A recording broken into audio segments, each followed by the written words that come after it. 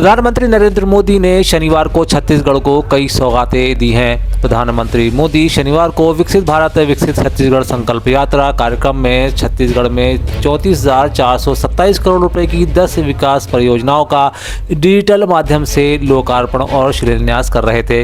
इस दौरान उन्होंने विपक्षी दल कांग्रेस पर भी जमकर निशाना साधा। पीएम ने कहा, कांग्रेस परिवारवाद, भ्रष्टाचार और तुष्टीकरण से आगे सोच ही नहीं पाती और आज़ादी के बाद उसने सिर्फ सरकार बनाने पर ध्यान दिया, लेकिन देश को आगे बढ़ाना उसके एजेंडे में शामिल नहीं था। कांग्रेस ने सरकारें बार बार बनाई, लेकिन भविष्य का भारत बनाना भूल गई, क्योंकि उनके मन में सरकार बनाना यही काम था, देश को आगे बढ़ाना ये उनके एजेंडा में ही नहीं था। आज भी कांग्रेस की राजनीति की दशा और दिशा यही है। कांग्रेस परिवारवाद, भ्रष्टाचार और तुष्टीकरण से आगे सोच ही नहीं पाती, जो सिर्फ अपने परिवारों के लिए काम करते हैं, वो आपके परिवारों के बारे में कभी नहीं सोच सकते।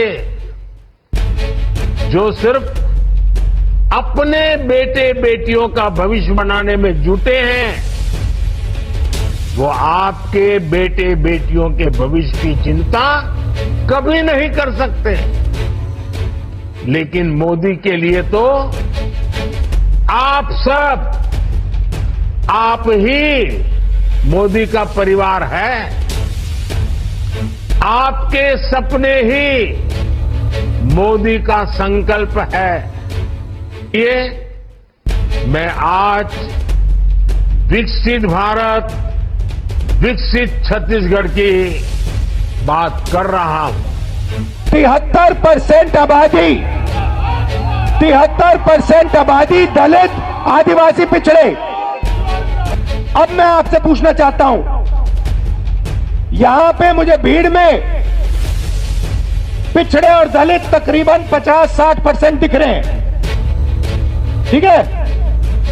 अब मैं आपसे पूछना चाहता हूं, हिंदुस्तान की सबसे बड़ी कंपनियों में मैंने मालिकों की लिस्ट निकाली है। 200 सबसे बड़ी कंपनियों की लिस्ट में दलित, आदिवासी, पिछड़े कितने?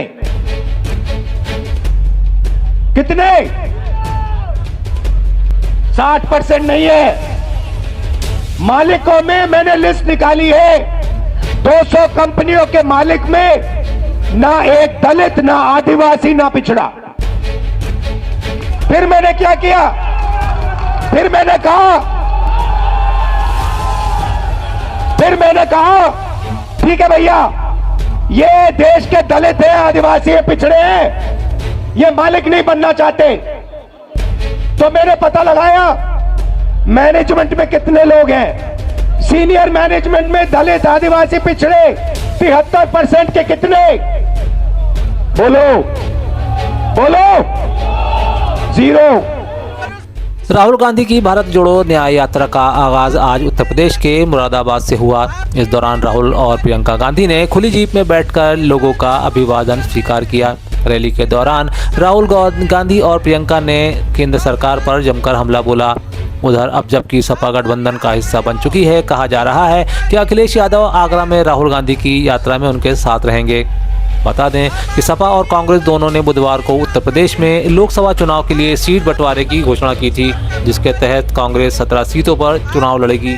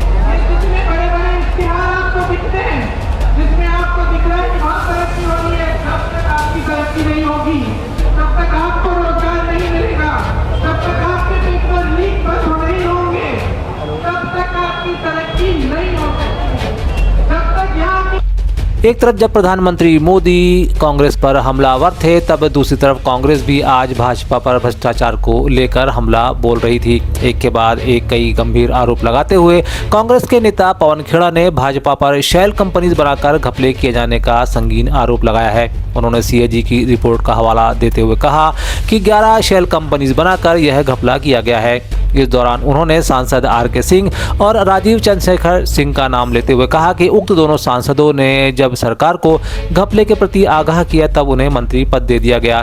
पवन खेड़ा का आरोप है कि इस बाबत उन्होंने पीएम को चिट्ठी भी लिखी। और इन 11 ब्लॉक्स के विषय में सीएजी ने लिखा। सीएजी की रिपोर्ट्स एक म्यूजियम बनाना चाहिए।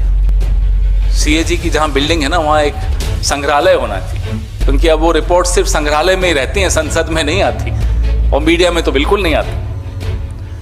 तो जो सीएजी नाम का संग्रहालय है, द म्यूजियम ऑफ सीएजी, वहां से ये रिपोर्ट आई कि 11 ब्लॉक्स में शेल कंपनीज बनाकर घपला हुआ, घोटाला हुआ, गलत हुआ।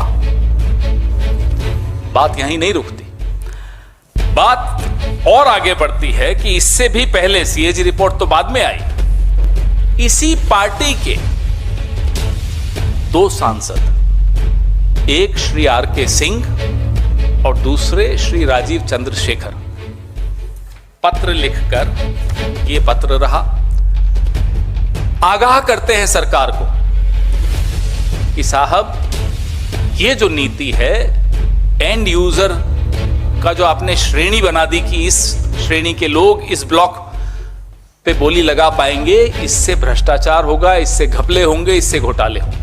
ये वो इंडिया गठबंधन में सपा और आप के बाद अब कांग्रेस की नज़र टीएमसी की मुखिया ममता बनर्जी पर टिकी है। ऐसे में जबकि लोकसभा चुनाव करीब है, ममता पर डोरे डालने में काफ़ी दिक्कतें दिखाई देती हैं, लेकिन बावजूद इसके कांग्रेस ने हार नहीं मानी है। कांग्रेस महासचिव जयराम रमेश ने एक सवाल के जवाब में कहा, बातचीत जारी है, टीएमसी के लिए हमारे दरवाजे हमेशा खुले हैं। उन्होंने कहा कि टीएमसी और ममता बनर्जी ने भी कहा है कि वे गठबंधन को मजबूत करना चाहती हैं और सबसे बड़ा मकसद बीजेपी को हराना है। हम ममता बनर्जी का बड़ा सम्मान करते हैं। बातचीत जारी है, बातचीत जारी है। टीएमसी के साथ हमारे दरवाजा हमेशा के लिए खुले थे। हम बातचीत कर रहे हैं, हम आज भी चाहते हैं, क्योंकि टीएमसी ने भी कहा है, ममता बनर्जी ने भी कहा है कि मैं इंडिया गठबंधन को मजबूत करना चाहती हूँ। मुझे बीजेपी हराने का पहला सबसे महत्वपूर्ण मकसद, सर्वोपरि मकसद, एक ही मकसद बीजेपी को हराना है, वो भी कांग्रेस का ही रवैया है, कांग्रेस की रणनीति है, कांग्रेस का मकसद वही है। तो हम उम्मीद करते हैं कि तृणमूल कांग्रेस को में तो होती रहती है हमारे दोनों पार्टियों के बीच में, पर ममता जी का बड़ा सम्मान करते हैं और कांग्रेस पार्टी ने उनको पहली बार सांसद बनाया था। कांग्रेस पार्टी में आगे गई है, कुछ कारण हमारी पार्टी छोड़ गई, पर उनका पार्टी का नाम देखिए, तृणमूल कांग्रेस, तृणमूल भी है और कांग्रेस भी है। तो वहीं इंडिया गठबंधन में सीट बंटवारे पर दिल्ली भाजपा अध्यक्ष वीरेंद्र सचदेवा ने कहा, उनके गठबंधन से भाजपा को कोई फर्क नहीं पड़ता। राजनीतिक समीकरण 0+0=0 होता है। दिल्ली की जनता भाजपा के साथ है। जनता जानती है कि अरविंद केजरीवाल और कांग्रेस दोनों भ्रष्टाचारी एक दूसरे के पर्यायवाची हैं। ऐसे भ्रष्टाचारियों को देश पसंद नहीं करेगा। देखिए, उनके गठबंधन से भारतीय जनता पार्टी को फर्क नहीं पड़ता है। 7 0 है, आम आदमी पार्टी 0, कांग्रेस 0। और राजनीतिक समीकरण क्या है? 0+0=0। इन्होंने 0 ही रहना है। दिल्ली की जनता भारतीय जनता पार्टी के साथ है। दिल्ली की जनता ये जानती है, अरविंद केजरीवाल और कांग्रेस दोनों भ्रष्टाचार एक दूसरे के पर्यायवाची हैं, एक दूसरे के पूरक हैं, और ऐसे भ्रष्टाचारी को दिल्ली की जनता पसंद नहीं करेगी। माननीय प्रधानमंत्री जी के नेतृत्व में देश के साथ साथ दिल्ली की जनता भी पूर्ण बहुमत से भारतीय जनता पार्टी को विजय बनाएगी। आगामी दिनों में राहुल गांधी की भारत जोड़ो न्याय यात्रा मध्य प्रदेश पहुंचने वाली है। एक तरफ जब कांग्रेस यात्रा को लेकर तैयारियों में जुट गई है, दूसरी तरफ इस पर भाजपा ने पलटवार भी शुरू कर दिया है। ऐसे ही एक मौके पर आज प्रदेश भाजपा अध्यक्ष वी डी शर्मा ने एक बार फिर यात्रा को लेकर तंज कसा है। उन्होंने कहा कि जहां जहां यात्रा जाएगी कांग्रेस साफ हो जाएगी। और जहां जहां पैर पड़े राहुल के वहीं में मंटा ढार हो गया, तो अभी भी आएंगे तो अभी कुछ और नहीं बचेगा, जमानत जब होंगी। देखिए, ज्वाइनिंग का अभियान मैंने पहले ही कहा था, भारतीय जनता पार्टी के नेतृत्व में माननीय प्रधानमंत्री मोदी जी के नेतृत्व में जनता का विश्वास है, तो उसमें अन्य लोगों का भी विश्वास है। हमारी नीतियों में, हमारे सिद्धांत में, और किसी को लगता है कि मैं भारतीय जनता पार्टी में राजनीतिक दृष्टि से काम करते हुए देश के लिए, समाज के लिए कुछ भूमिका निभा सकता हूं, तो ऐसे लोगों का भारतीय जनता पार्टी स्वागत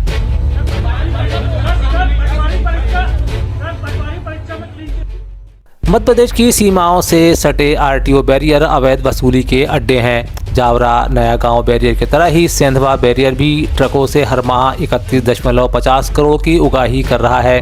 दस्तावेज हो या नहीं, यहां तैनात जिम्मेदारों को इससे फर्क नहीं पड़ता। पैसा नहीं तो प्रवेश नहीं, यह आरोप आज मध्य प्रदेश के पीसीसी चीफ जीतू पटवारी ने मीडिया कर्मियों के सामने भाजपा पर लगाए। इस दौरान उन्होंने मध्य प्रदेश को महाराष्ट्र से जोड़ने वाले सेंधवा बैरियर का उदाहरण देते हुए बताया, यहाँ से रोज तकरीबन 7,000 वाहन गुजरते हैं, उनसे 500 से लेकर 5,000 तक की अवैध वसूली की जा रही है। उनका आरोप है कि इस संगठित कारोबार को सरकार संरक्षित कर रही है। अखबारों ने, मीडिया को मैं साधुवाद देता हूं, उन्होंने कहा कि रजिस्टर्ड टोल की लूट को नितिन गडकरी जी ने पर्दाफाश किया था।